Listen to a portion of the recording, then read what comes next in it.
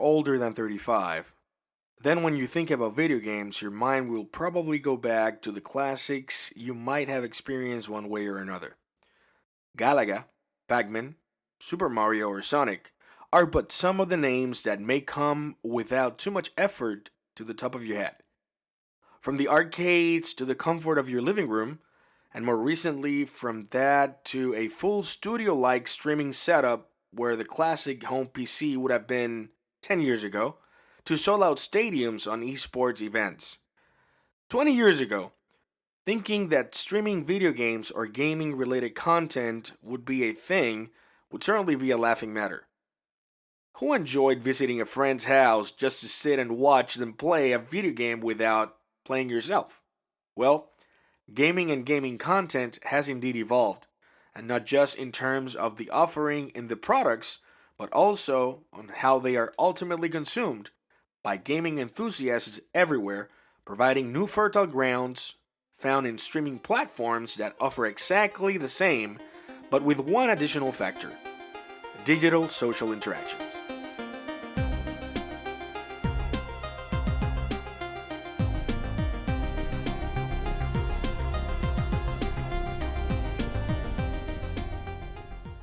Who would have thought that video gaming would provide for a new setting for social interaction, let alone with a base for those interactions to nurture the field of linguistics? Part of the modern evolution of gaming in this context was born inadvertently with an online project known as Justin TV back in 2007. Eventually, this platform came to be known as Twitch.tv, and although the platform mainly hosts gaming content, it also promotes arts and crafts, music, cooking, talk shows, and just chatting categories among many, many more, all in 29 different languages, including English, Spanish, French, German, and Korean. In context for a presentation, the way it all works for the most part is that while a viewer consumes the content of the streamer of their choosing, in the language of their choosing, and in whatever category, a new canvas of endless possible topics for interactions unfolds, and that is our main focus today. See, this content provides a real-world scenario through an audiovisual experience that is triggered by a written component via chat. Now, something very important to point out is that not all channels will provide this kind of interaction, particularly extremely popular channels. We are talking about thousands and thousands of users that log into the platform every single day, and a popular streamer may host anything from 50,000 to 1 million viewers, or even more, and the chat in those cases goes insanely fast, so streamers really don't even mind reading it too much. Yet, in smaller channels, you might find the type of content at the right pacing that would make up for adequate interactions and conversations to take place. The people in the chat would oftentimes engage with the streamer and other users in the chat in interesting conversations that little have to do with gaming or whatever content is being generated at the time, ended up discussing opinions, cultural backgrounds, preferences, and all sorts of interesting topics, most of the time in the language predetermined by the streamer. This phenomenon is widely known and very much accepted and embraced. Many streaming service users, be that from the perspective of a viewer or a content creator, mostly agree that what they love the most about streaming platforms like Twitch and the communities they belong to is actually the interactive approach they naturally develop. More than just the content itself, given that to the contrary of an experience, say in a platform like YouTube, where you upload a video and you have to wait for a response, on streaming services, you don't have that. You have a responsive interaction in a matter of seconds with little to no delay. Now let me pause for a second and be clear about something. Although I have mentioned it one way or another a few times because it is the one service I consume the most, this presentation is not sponsored by Twitch. The opportunities for engagement and spaces for the type of interaction I'm describing can also be found on similar streaming services such as Facebook Live or Facebook Gaming, or YouTube Live, in terms of the content they have pursued, inspired after the success grasped by Twitch, that decided to follow the trail. Still, No one can deny that at least at the time of this conversation and probably for many years to come, Twitch has positioned itself as the undisputed champion among streaming services for this kind of content. These streaming platforms are worldwide services, meaning that, as crazy as it sounds, you will basically be able to find live content 24 hours a day, 7 days a week.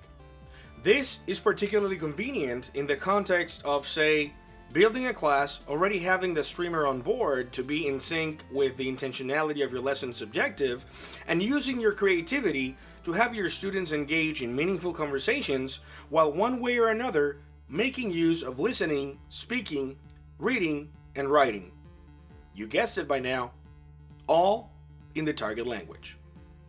When users type something on the chat and the streamer acknowledges this, there will be spoken output from the streamer that then the audience will have to decipher, not to mention that, since the chat is more likely to have more users, that could also mean more engagement in terms of more written conversation. By now, you should have seen the whole picture and where I'm heading with this. Streaming services do promote at its core and without too much hassle the usage of all three modes of communication, since the content interactions that are triggered allow for written interpersonal communication via chat, interpretive, coming both from the written messages in the chat as well as the spoken then listened messages from the streamer then to the audience and from the stream itself, where we get the last piece, which is nothing other than a presentation. If we make wise suggestions for the usage of these services, students will be able to enjoy languages in new and exciting ways. They could be part of a stream focused on live cooking, Fortnite sessions, some Overwatch matchups, a guitar digital concert, the greatest Rocket League matches ever, and all while practicing their language skills. If they are up to the challenge of leaving their comfort zone in languages, are hungry for seeking these interactions, and are definitely pointed in the right direction by us. Now, not all is perfect when it comes to streaming services. There may be some issues, and not necessarily technical, that you may want to take under consideration while deciding whether or not it will be a good match for your lessons.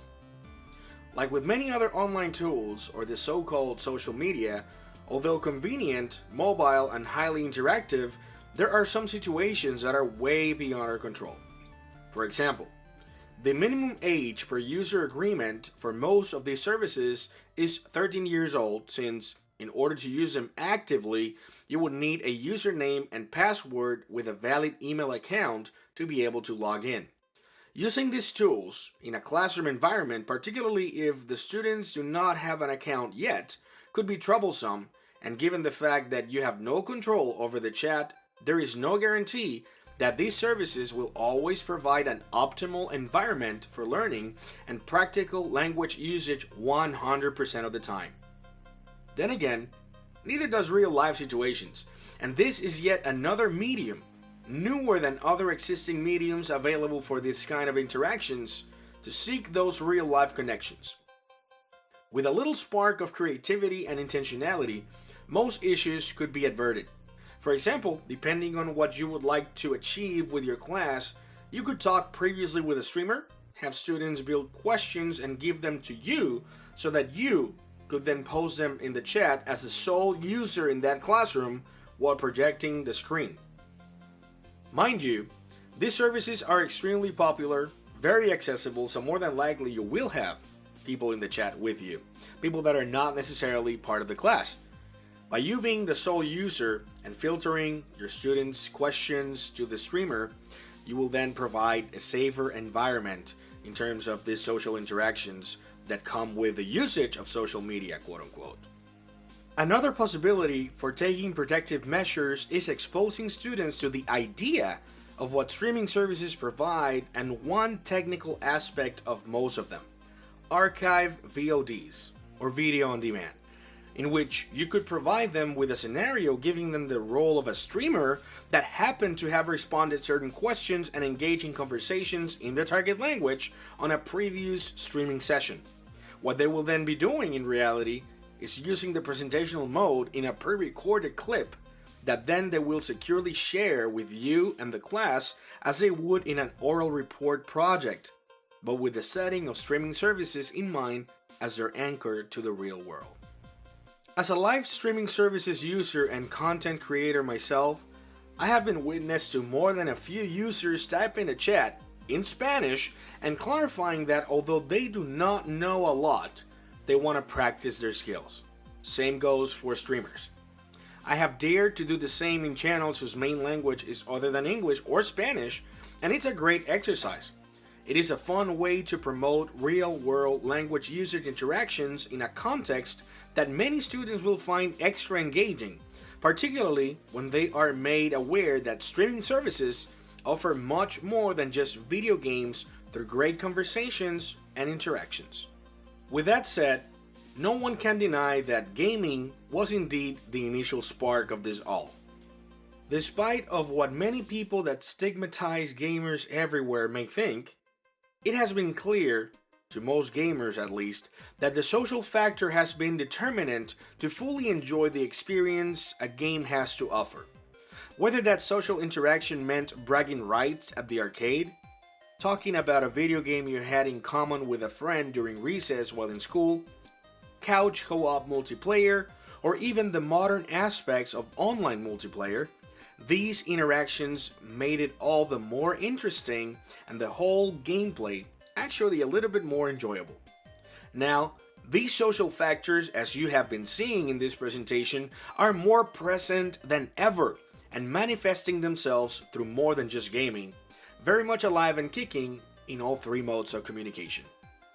When you think about it, far from the mere role of being spectators, the truly intricate approach that has thousands and thousands of viewers hooked on streaming platforms on a daily basis seems to be once again tied to the nature of the social interaction provided within each broadcast. Streaming platforms not only have become new places for social gathering and great places for conversation, but also they have become quite popular and profitable for individuals and companies through esports. To top it all, they have also become a great way to raise money for charities, including campaigns for the St. Jude's Children's Hospital and events like Extra Life that promote looking for donations from viewers that will help kids in local children's hospitals, as well as communities in need of expensive medical services in the US, Puerto Rico, and Canada through the Children's Miracle Network and their 24-hour gaming marathon yearly event.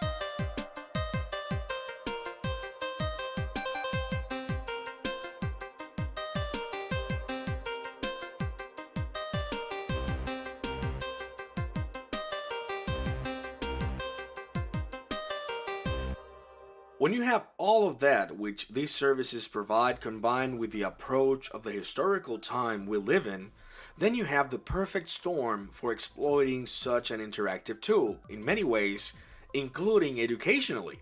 As I mentioned before, these services are active 24/7 with broadcasts of talk shows, video game tournaments, video game sessions, tabletop gaming, and other topics that you will not even imagine are available as part of their options of content. In many languages, from different countries, in different time zones, and on diverse games and genres that are accessible through the sorting tool of the ever-trusty search bar. In theory, there should be something available for each and everyone's individual taste from multiple sources and on demand.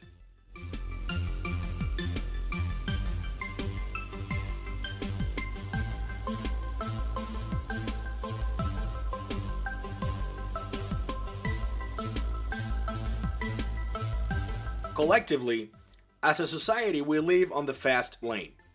Whenever we can, we like to enjoy things at our own time. Think about how often we prefer texting over calling, or enjoying of a show recorded on the DVR, or even access it online from our preferred video streaming service like Prime Video, Netflix, or Disney Plus.